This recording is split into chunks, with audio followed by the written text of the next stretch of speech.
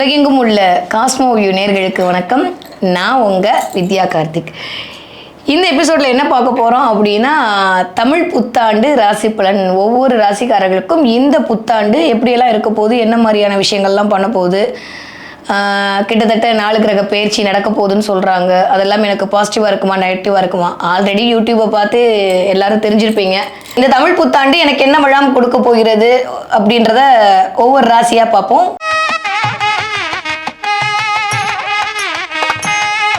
தன்னுடைய சிந்தனையால் தன்னுடைய செயல்பாட்டால் அனைவரையும் சொக்க வைக்கக்கூடிய சிம்மராசி நேயர்களே, இந்த பிறக்கக்கூடிய 2025 வருட விசுவாச வருடம் எப்படியெல்லாம் இருக்க போகிறது, கிரகங்கள் என்ன மாதிரி என்னை இயக்கப் போகிறது, என் வாழ்க்கை எப்படியெல்லாம் இயங்க போகிறது அப்படின்னு பார்த்துட்ருக்கோம். அந்த வரிசையில் சிம்ம ராசிக்காரர்களுக்கு எப்படி இருக்க போகுது அப்படின்னா பார்ப்போம். குரு போகுதுன்றாங்க, 10வது கேது வந்து தலை மேலே உட்காருதுன்றாங்க, 7ல் ராகு பார்க்குதுன்றாங்க, 8ஆம் இடத்துல வந்து சனி உட்காருதுன்றாங்க. தப்பிப்பேனா மாட்டேனா, ஏற்கனவே 2 வருஷம் எனக்கு மட்டும் ஏதோ ஆகுதோ அப்படின்னு என்னையே ஃபீல் பண்ண வச்சுருச்சுக்கிறோம். எப்பயுமே நாங்கள்லாம் யார் தெரியுமா அப்படின்னு போயிட்டு இருக்கிற சிம்மராசிக்காரங்களே ஒரு 2.5 வருஷம் வந்து ஷேக் பண்ணி விட்டார் சனி. இந்த தடவை எல்லாத்தையும் நம்புற மாதிரியே இருக்குது. நிஜமாவே எனக்கு ஏதாவது ஆகிடுமா, நிஜமாவே நான் பார்த்துக்கணுமோ என்ன அப்படின்ற மாதிரி சுய விழிப்புணர்வெல்லாம் கொடுக்கக்கூடிய வருடமாகவே ஜனவரி ஆரம்பிச்சிருச்சு. ஆனால் இந்த தடவை எப்படி இருக்க போகுது அப்படின்னு சொல்லி பார்த்தா கொஞ்சம் ஆமான்னு தான் சொல்லமா இருக்குது. வேறு என்ன பண்ணுறது? ஒரே ஒரு விஷயம் சொல்லட்டுமா?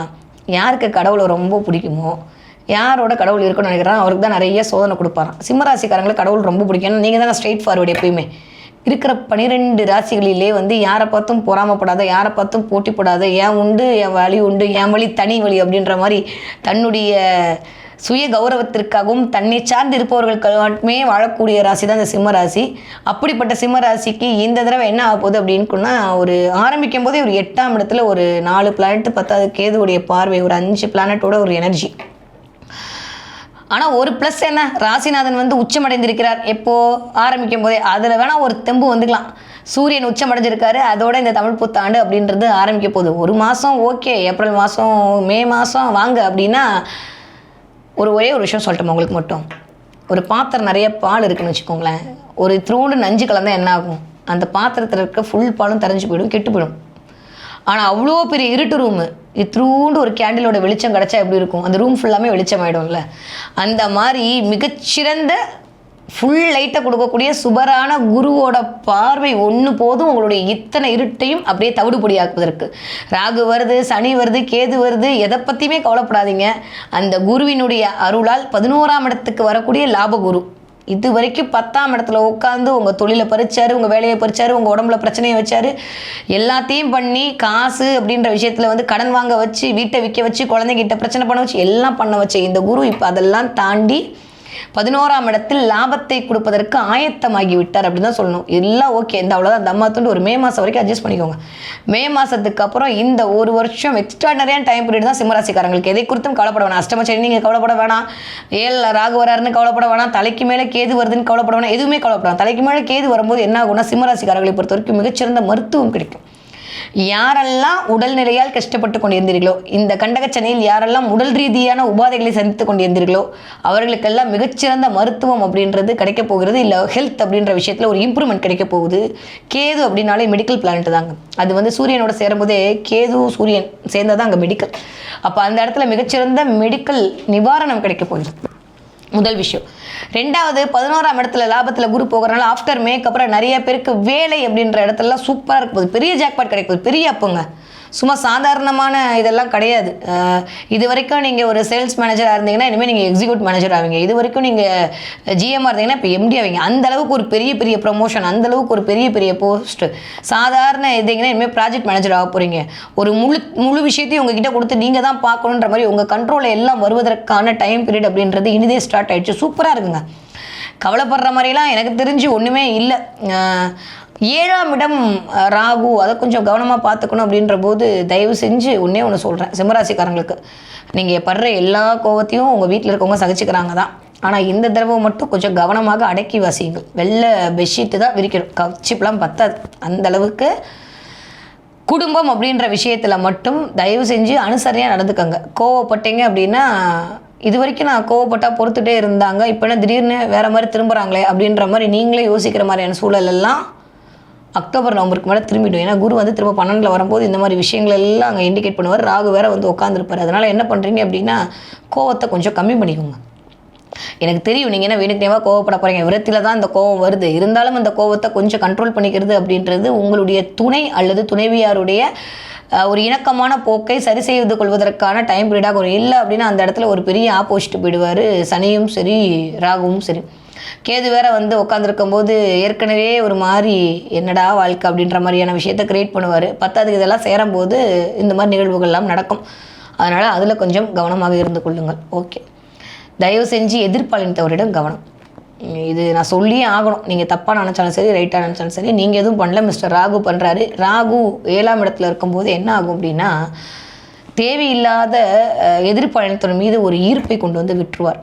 அதுவும் கும்பம் அப்படின்ற வீட்டில் வேற இருக்குது அப்படின்ற போது காற்று ராசியில் இருக்கும்போது கொஞ்சம் தேவையில்லாம் மனசை வந்து வேகமாக பறக்க வச்சு வேறு மாதிரியான லீலைகள்லாம் பண்ண வைப்பார். அப்புறம் அது வீட்டில் தெரிஞ்சு அதன் மூலமாக சில பிரச்சனையை நாம் வந்து சந்திப்பதற்கான வாய்ப்பெல்லாம் இருக்குது. அதனால் என் இனிய சகோதர சகோதரிகளே தயவு செஞ்சு எதிர்பாலினத்தவர் மீது ஏற்படக்கூடிய இந்த நேரத்தில் வரக்கூடிய ஒரு சின்ன இன்ஃபேஷனேஷன் அப்படின்றது நம்மளுடைய வாழ்க்கையை சூன்யமாக்கிடும். ஞாபகம் வச்சுக்கோங்க. அந்த பக்கமே போக வேண்டாம்.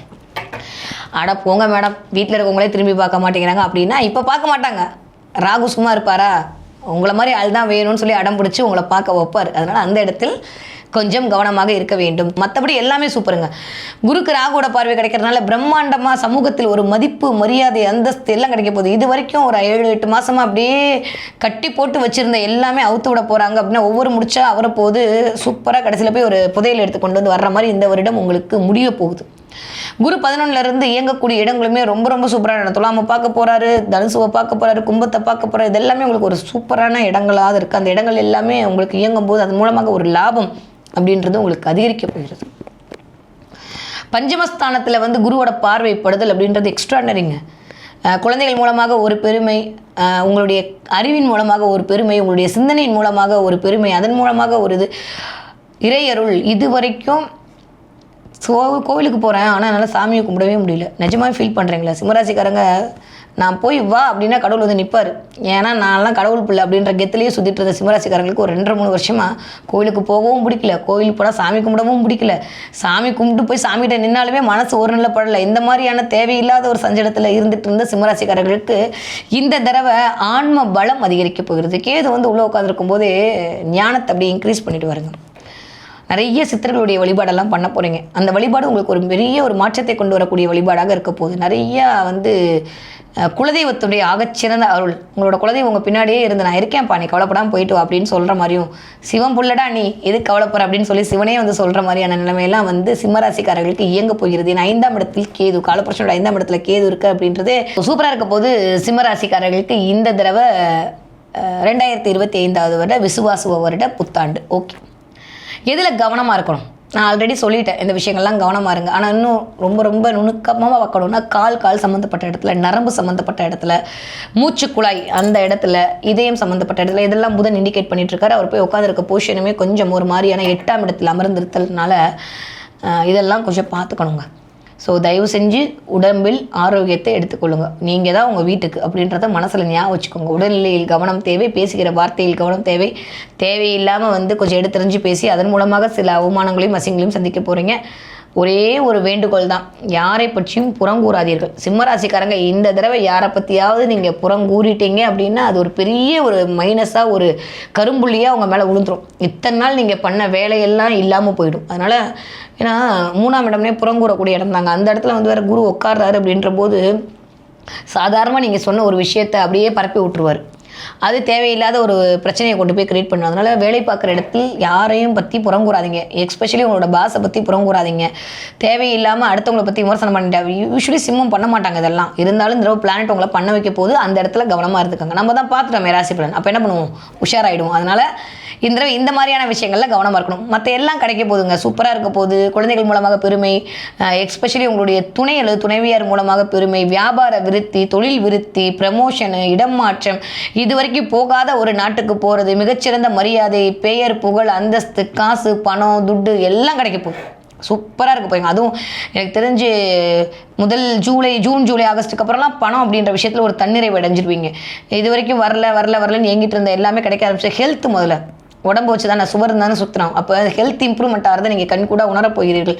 குலதெய்வத்துடைய அருள் கிடைக்கும். நிறைய செப்டம்பர் அக்டோபர்லாம் குலதெய்வ கோயிலுக்கு போயிட்டு வரதுக்கான முகாந்திரங்கள்லாம் நிறைய தெரியுது எனக்கு சிம்மராசிக்காரர்களுக்கு. ஏன்னா 12ஆம் இடத்துல திரும்ப எங்கே என்ன பண்ணுவார், குரு வந்துடுவார். எங்கே வருவார் அப்படின்னா கடகத்துக்கு வருவார். கடகம் அப்படின்னாலே பெண்ணோட வீடு, அது கடல் சார்ந்த இடம். கடல்னு சொல்ல முடியாது, மூலத்திரிகோணங்கள் கடலில் இருக்கும். தண்ணி சம்மந்தப்பட்ட இடம், நிறைய தண்ணி சம்மந்தப்பட்ட இடத்துக்கு போயிட்டு வரதுக்கான வாய்ப்பெல்லாம் நிறையா சிம்மராசிக்காரர்களுக்கு இந்த புத்தாண்டுலேயே ஸ்டார்ட் ஆகிடும். ஓகே, அதே மாதிரி உங்களுடைய பெண் தெய்வம் இந்த மாதிரி ஆத்தங்கரை ஓரம் குளத்தங்கரை ஓரமாக இருக்கக்கூடிய பெண் தெய்வமாக தான் இருக்கும். அப்படி இருக்கக்கூடிய பெண் தெய்வத்துடைய ஆகச்சிறந்த அருள் அப்படின்றது உங்களுக்கு ஏங்கிட்டே இருக்குது. அதன் மூலமாக உங்களுக்கு வரக்கூடிய அத்துணை விரயங்களும் தவிடுபடி ஆக போகுது அப்படின்ற நம்பிக்கையோடய நகருங்க. இந்த தடவை அஷ்டமசனியை குறித்து கவலை வேண்டாம், ராகுகேதுவை பற்றி கவலை வேணாம். குருவுடைய ஒரு ஒளி உங்களுடைய அத்துணை இருட்டுகளையும் தவிடுபடி ஆக போகுதுன்ற நம்பிக்கையோடு மட்டுமே அடியெடுத்து வைங்க. ஓகே, என்ன கலர் நான் இந்த தடவை பயன்படுத்தலாம் அப்படின்னா எல்லோ கலர் பயன்படுத்துங்க. சிம்மராசிக்காரங்களுக்கு சூப்பராக இருக்கும். இந்த எல்லோ கலர் வந்து உங்களுக்கு நிறைய ஒரு லக்கு கொண்டு வந்து கொடுக்கக்கூடிய கலராக இந்த வருடம் விசுவாச வருடத்தில் இருக்கும். ஓகே, என்ன வழிபாடு நான் பண்ணால் எனக்கு இன்னும் கொஞ்சம் சூப்பராக இருக்கும் அப்படின்னா கண்டிப்பாக உங்களுடைய குலதெய்வத்தை பிடிச்சிக்கோங்கன்னு சொல்லிட்டேன். அனுமன் வழிபாடு உங்களுக்கு ஆகச்சிறந்த முன்னேற்றத்தை கொண்டு வந்து தரக்கூடிய வழிபாடாக இருக்கும். முடியும்னா உங்களுடைய விஷயஸ்லாம் வெள்ளத்தில் எழுதி அனுமன் கோவிலுக்கு மாலையாக போட்டுருங்க. அனுமன் வழிபாடு அப்படின்றது உங்களுக்கு மிகச்சிறந்த வழிபாடாக இருக்கும். அதே மாதிரி இன்னும் ஒரே ஒரு விஷயம் பண்ணுங்க, முடியும்னு நினைக்கக்கூடிய சிம்மராசிக்காரங்க கோவில்களுக்கு எண்ணெய் தானம் கொடுங்க. எண்ணெயோட ஒளியில் வந்து கடவுள் பிரகாசம் அடைகிற மாதிரி நம்மளுடைய வாழ்வியலும் பிரகாசம் அடைஞ்சிடும். அதனால் எண்ணெய் தானம் கொடுங்க. எஸ்பெஷலி சிவன் கோயிலுக்குலாம் என்ன தானம் கொடுத்தீங்க அப்படின்னா ராகுடைய தன்மையும் சரி, இங்கே இருக்கக்கூடிய கேதுடைய தன்மையும் சரி ஒரு மாதிரி பிடிச்சி வச்சுப்பார். அதனால் சிவன் கோயிலுக்கு எண்ணெய் தானம் கொடுங்க, விஷ்ணு கோயிலுக்கு எண்ணெய் தானம் கொடுங்க, அம்பாள் வழிபாட்டுக்கு எஸ்பெஷலி காமாட்சி அம்மன் கோயிலுக்கு எண்ணெய் தானம் கொடுங்க. இல்லை எண்ணெய் விளக்கேற்றி உங்களுடைய வீட்டில் காமாட்சி அம்மன் வழிபாடு பண்ணுங்கள். இதெல்லாம் பண்ணக்கூடிய சிம்மராசிக்காரர்களுக்கு இந்த தடவை அஷ்டம சனியினுடைய அழலிலிருந்து தப்பித்து கொண்டு லாபகுருவனுடைய அத்துணை லாபத்தையும் நீங்கள் அப்படியே அடைவதற்கான அத்துணை முகாந்திரங்களும் கண்டிப்பாக தெரியும்.